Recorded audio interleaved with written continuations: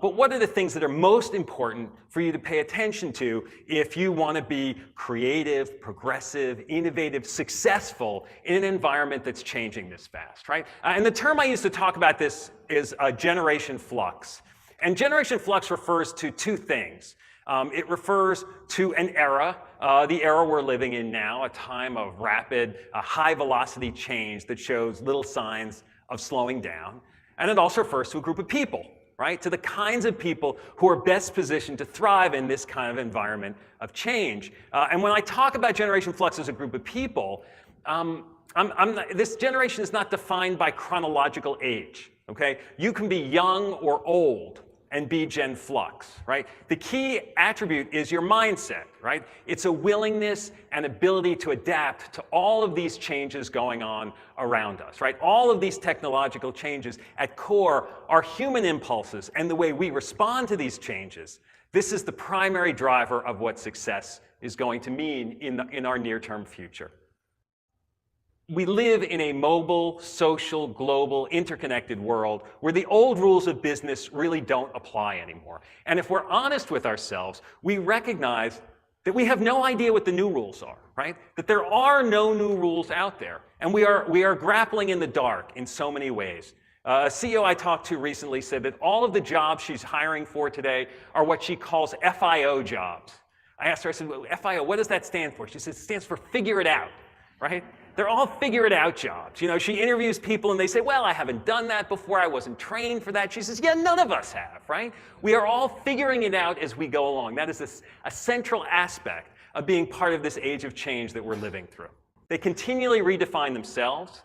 In the process of that, they're pushing each other and pushing all of the rest of us, right? And there's a parallel group to this in China called BatX, Baidu, Alibaba, Tencent, and Xiaomi. They're doing the same kind of thing in China, and together these two sort of cadres are driving change in a completely different kind of way and forcing every business in all industries to operate at a higher cadence of change. The millennial approach to the world can get a little overwrought, the obsession with millennials, right? But we ignore it at our own peril, right? Digital natives do look at the world in a different way, and all businesses have to constantly be thinking about the next generation. We did a story at Fast Company a little while ago about Snapchat. And the lead of the story was about a Major League Baseball game where it was a nationally broadcast, and the cameras found this group of kids who had really good seats up front, right?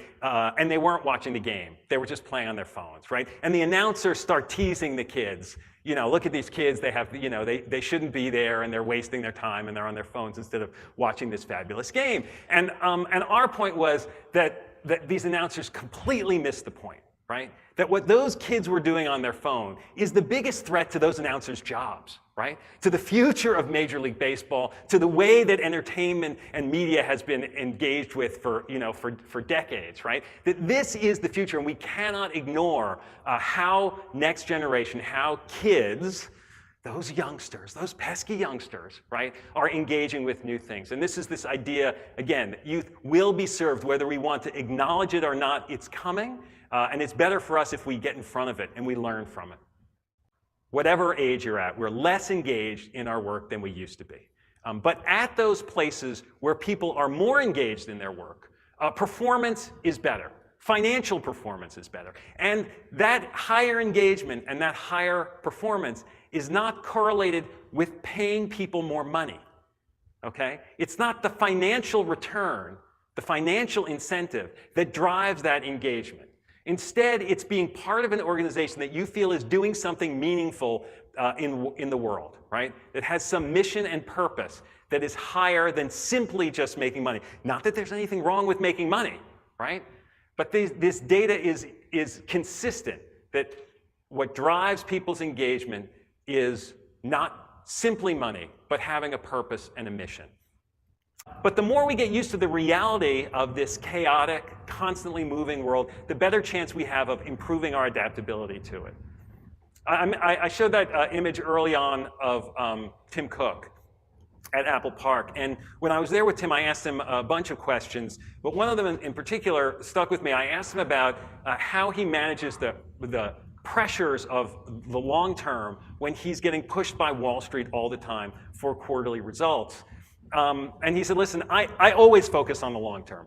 He says, I have to focus on the long term. He said, remember that our business is predicated on chips, on silicon, right? And I have to make decisions 3 and 4 years out about chips. And so I have to stay focused on the long term. And after I left, I reflected on this. I said, here is a guy who is the CEO of the most valuable company in the world, right? And his definition of long term is 3 years, right? This is a sea change from where we've been in the past, and something we all have to be mindful of.